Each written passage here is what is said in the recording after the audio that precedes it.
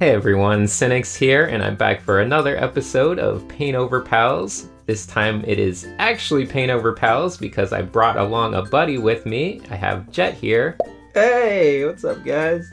So we're both going to be doing paintovers of these patron submissions, and it should be a lot of fun. Once again, these are mainly going to focus on just one or two critiques, a couple little things. We're not going to try to fix every single thing, so let's begin. Okay. The first entry I have for you guys is by Brian, and he has some sketches of different faces. It looks like some photo studies, and that's nice that it's just a drawing because that means we don't have to do much paint overing, but more of just fixing his line work. So I'm happy about that, and hopefully Chet is too. That's good. I think that's good. So great. For the first one, what we have is lines. I always stress focusing on your lines before moving forward. So if you're struggling with one step, don't skip ahead. Definitely work at one thing at a time. So lines are a great place to start.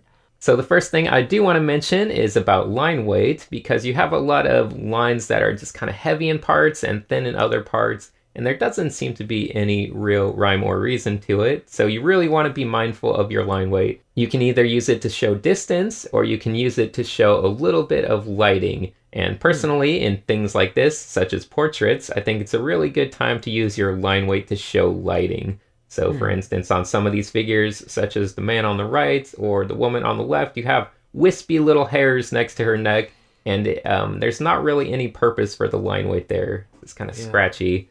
And other than that, I think the main thing you would probably want to work on is your chin and neck area, because a lot of your chins were looking a little weak, a little unformed, and the necks as well were a little bit off in their position. So you want to make sure the neck is connecting to the spinal cord, coming out the back of the head. And that's really the landmark. Always be thinking about the spine when you're making your neck. It should help you place them a little better. That's great, Cynics. Good. Yes, you don't gotta be so patronizing. Just act. Yeah. So for me, I'm noticing that your the proportion of the overall skull structure is a bit off. I feel like you're not giving either enough width or it's too narrow. So for example, when you're looking sideways, think of a perfect square. And when you're looking more straight on, it's more of a rectangle. Just watch your proportions. Go back and just study exactly where things kind of line up. Generally speaking, the eyes are halfway. I've seen that you get that for the most part, but for the eyebrow and the nose and the lips, they're a bit off. So make sure you check your proportion. And the second thing I've noticed is your landmarks. Just make sure you strengthen your landmarks and separate those from the side details. There's always a priority to your landmarks, and those are like things like your eyelashes, the eyebrows, the nostrils, and the corner of your lips. Things that will stand out in their most simple form when you're drawing lines. You should be able to see it quickly and easily. So that's about it for my critique anyways. Yeah, I definitely agree with what Jet said about making sure you get the crevices right, because if you look at the face on the bottom left, you'll notice that the eyes are just kind of darkest on the front of the orb. But then when they get to the sides, which should be kind of the crevices in the eye socket, everything just kind of tapers and lightens out, where that's really where you want to hit some dark crevicey spots. So just pay attention to that, and also with mouse and things. So crevices. Nice. So who do we have next? Up next we have Jolly. I think that's how I say it. Maybe Jolly. I don't know. Yay, he seems like a friendly guy. Self-portrait. And that's always fun. The main thing I was noticing right away was just that the color palette was all extremely warm. So when I messed around with it, and I didn't do the best paint over on this one, but I tried to just make some things a little bit more cool just to have that contrast. In hindsight, I wish I would have done it in a little more exciting way.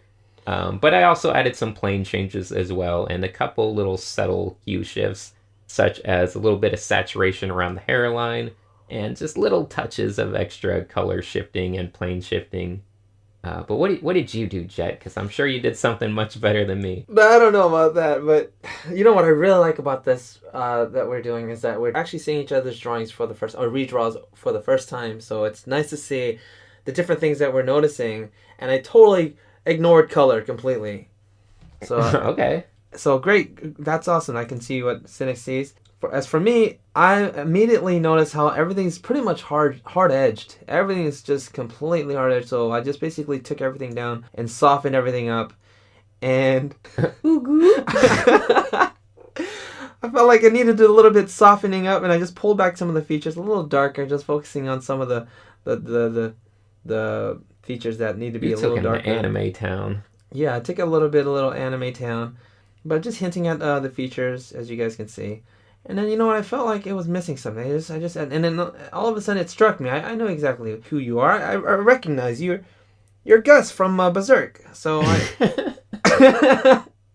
I do like your secondary lighting. That's something that I thought about adding, but I was just getting dumb and lazy. But a nice secondary lighting to complement the strong lighting on the left side is definitely a good choice, just to balance it out a little bit better. Cool. I just really tried to capture the essence of your portrait. So that's jolly. You made him a lot less jolly.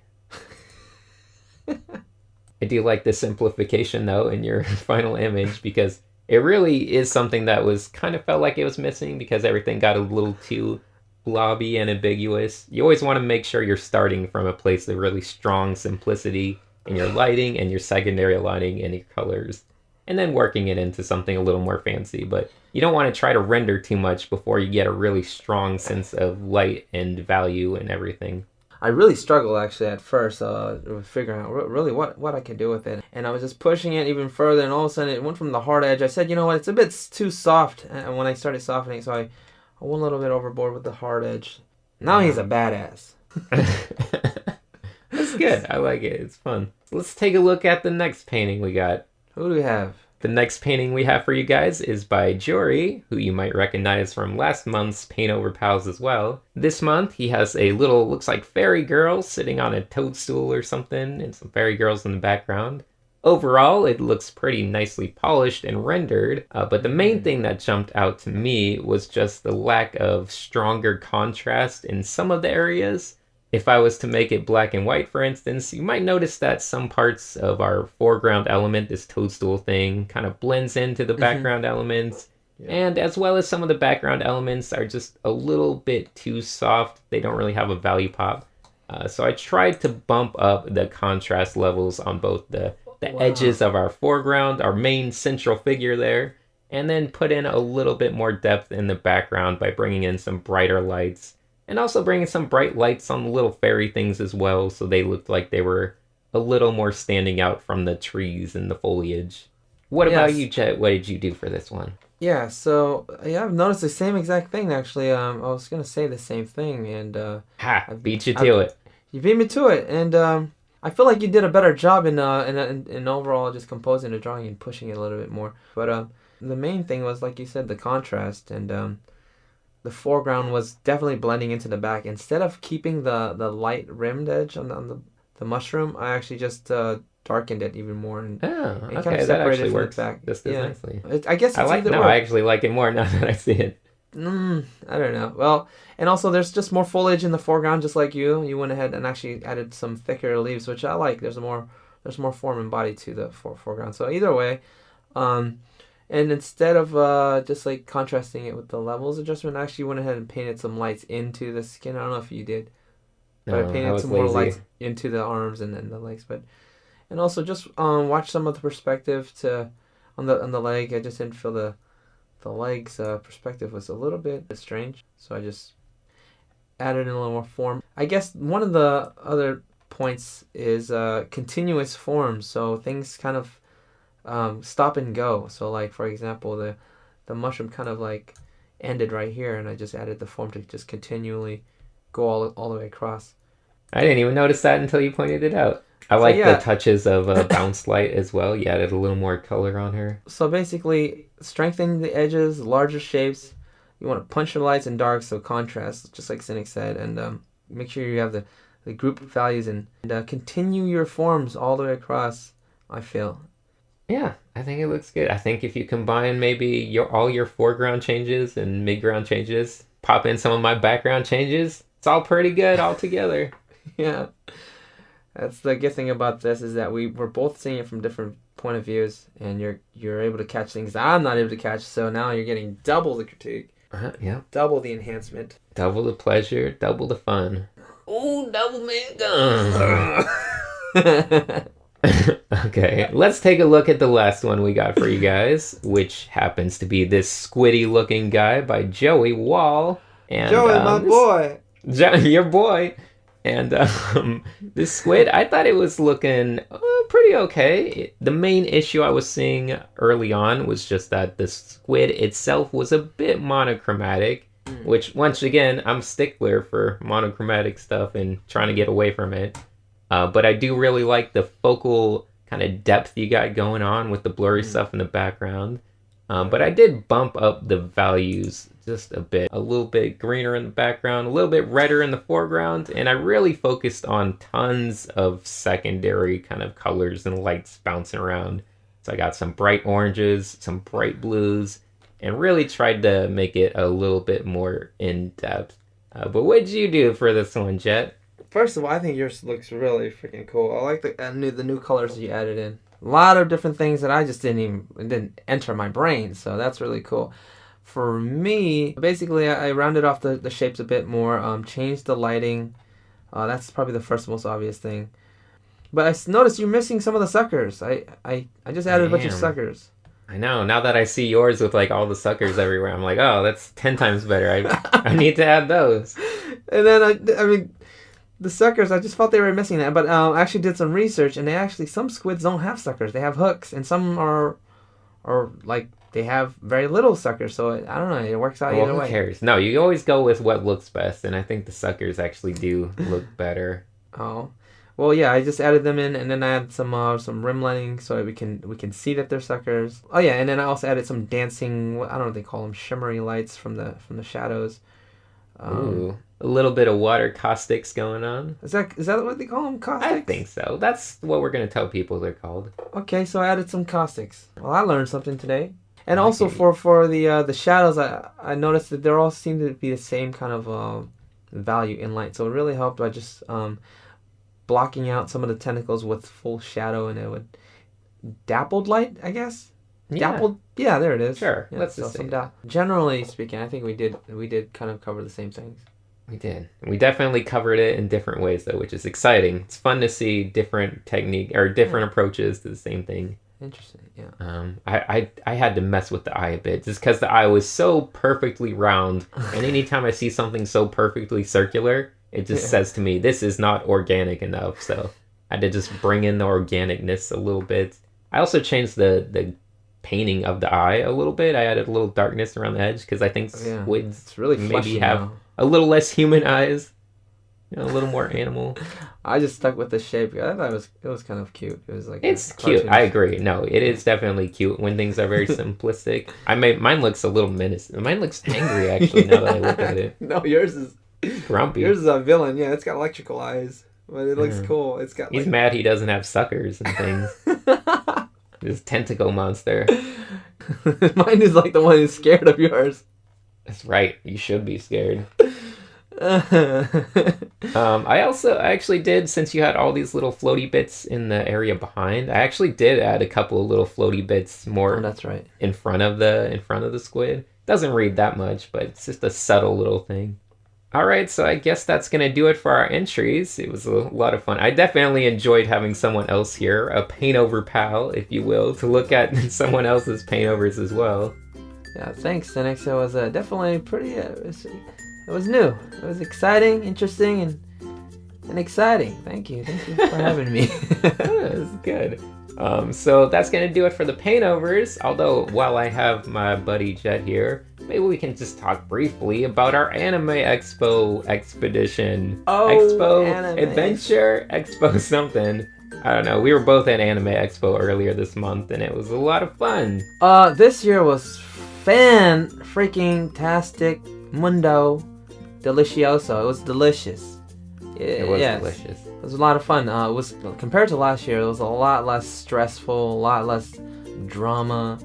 The weather was beautiful.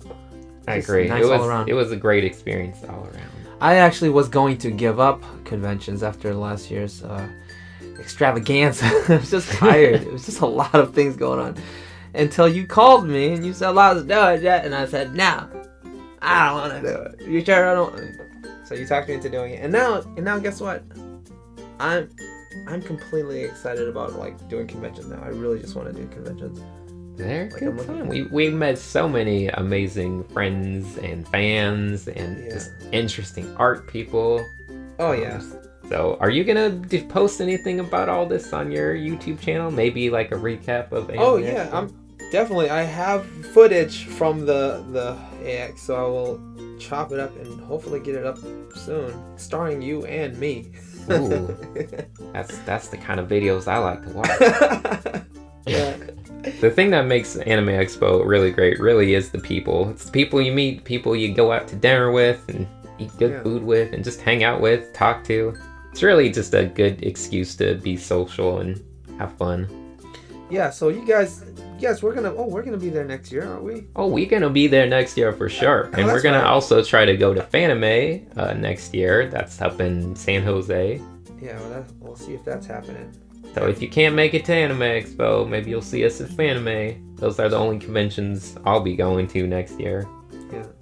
Well, I actually am going to Sac Anime in Sacramento, so I guess come check me out if you guys want.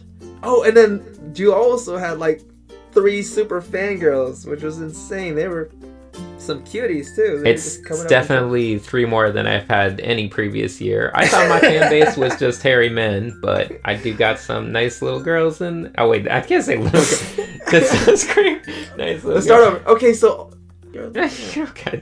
We don't have to tell the whole stories. Yep, and then you spent a night at our place and we slept in the same bed.